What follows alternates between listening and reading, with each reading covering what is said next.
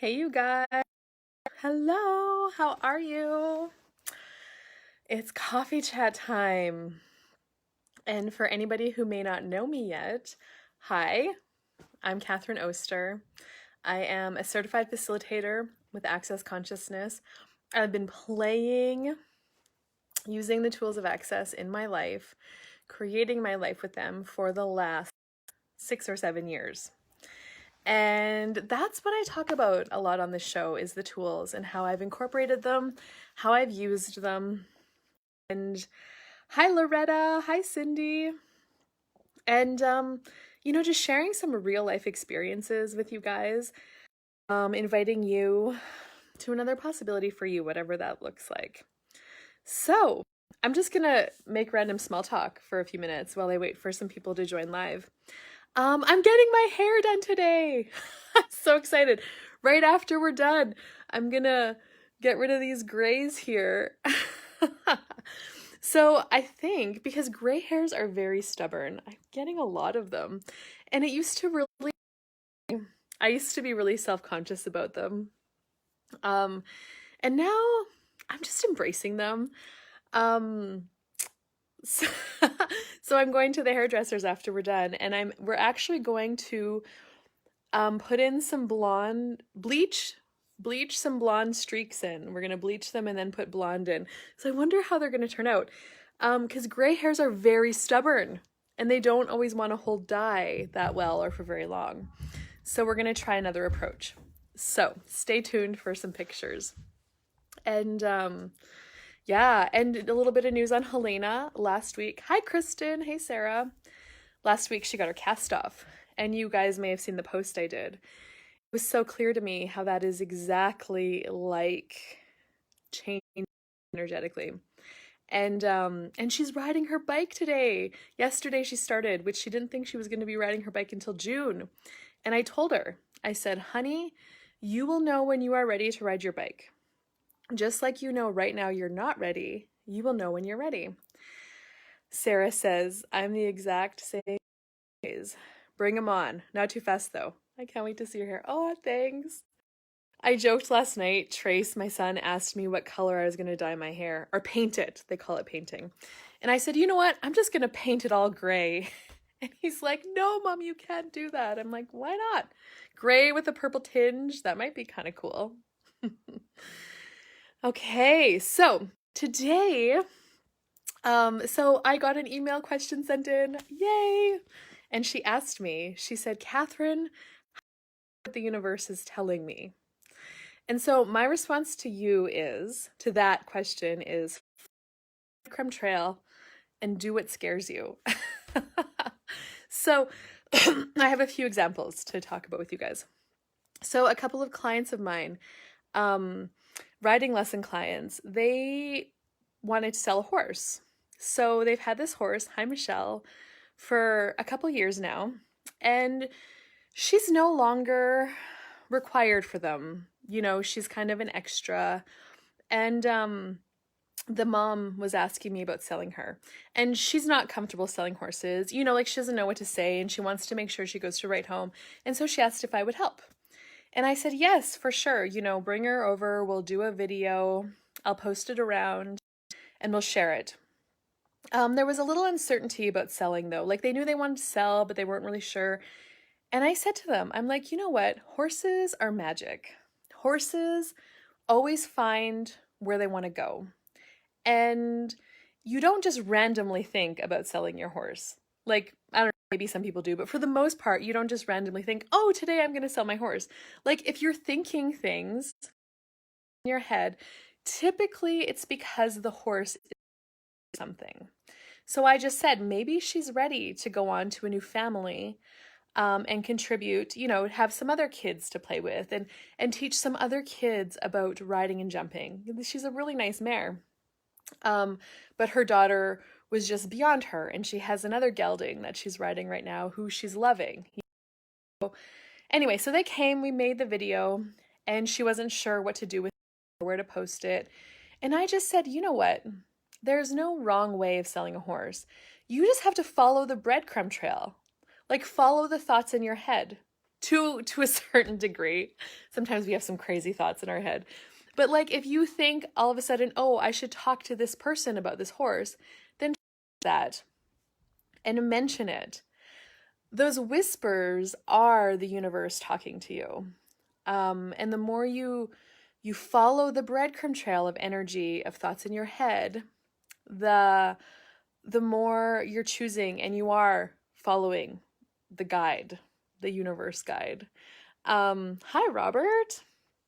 So anyway, we made the video. I posted on Facebook. I tagged her in it. Hey, Mom. And I just mentioned to her, so they also take jumping lessons with another coach. And I just said, hey, maybe mention to this other coach that you also want to sell her and send the video over, whatever. It's like, okay. So she did that. And then she messaged me, maybe it was like a week or 2 weeks later, and she's like, Catherine, we're going to have another lesson with the other coach. The other coach suggested that we get some jumping footage of her, and we are also going to adjust the price. So initially we priced her at, I think like $4,200 or $4,700, and the other coach suggested selling her at $55. And I said, you know what, lady? I could tell that she was feeling a little uncomfortable. She wasn't wanting to my toes, and I'm like, you know what, let's keep following the breadcrumb trail,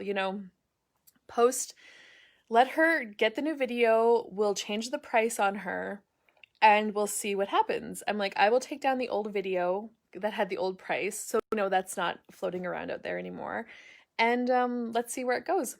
And sure enough, like a week later, after they made a new video, made a new price, the horse is now off for a trial period for a possible new home. And again, they were a little bit worried that she wasn't going to sell. And I'm like, no, just trust the breadcrumb trail. Trust the breadcrumb trail. Trust it. And so, yeah. So that is my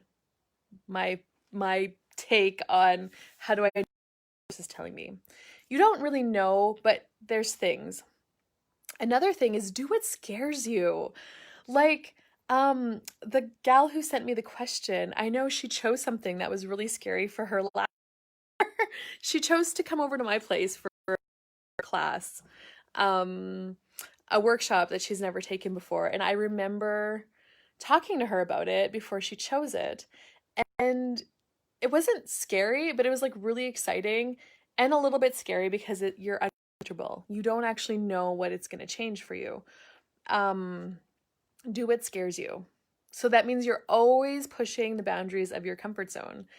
I know for me, when I first started this weekly coffee chat with you guys, showing up on Facebook Live once a week, just whatever, that scared me in the beginning.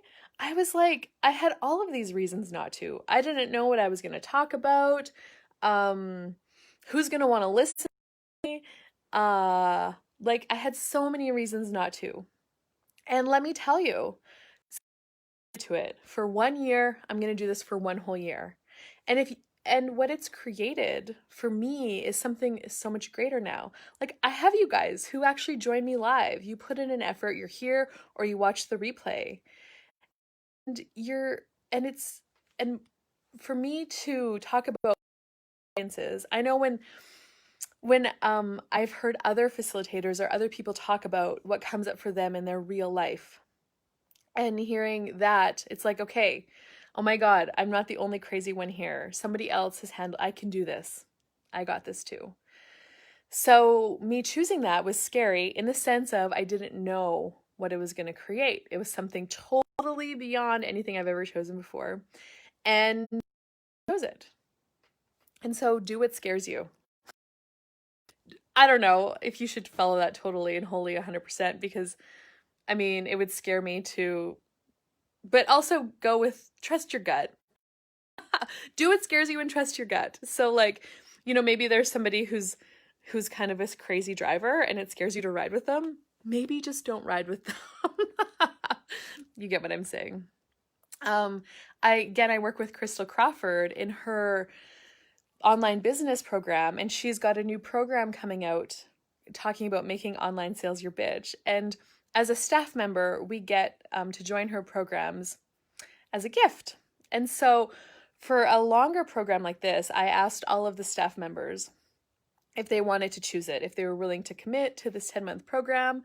You know, we weren't just going to push them in there and expect them to show up. Like, they actually have a choice. And one girl was like, "This is scary for me. I don't know. I can't. It's so scary. I want to run the other way." And I'm like, "Cool. Like, you don't have to do it." And what'll happen if you choose what scares you? What will happen if you choose what scares you? What is the worst case scenario for you joining this program? I didn't say that, but sometimes that's how I look at it for myself. What's the worst case scenario if I choose to show up every week on Facebook Live making videos? Worst case scenario. Nobody shows up. Nobody ever watches them. I get more comfortable doing live videos in front of a camera. I get more comfortable talking about different things on the spur of the moment. I'm not going to die. I'll be okay. So I'm going to choose that. So anyway, at the end of the day, she ended up choosing the program, and she's very excited and nervous at the same time. So have you ever chosen something that has scared you? And if you have, tell me in the comments and tell me what it was and what did it create for you. Yeah. Even if you're watching this later, type it in the comments. Have you ever chosen something that's scary for you? Maybe it was your first bars class, because maybe it was a little bit scary in quotation marks, because you didn't know what it was about. You didn't really know, but there was something there that was calling you. You know, the gal who sent me the email, I know she's taken a bars class. So whatever those thoughts were in your head, whatever that whisper, that breadcrumb trail that led you to the bars class, what was that?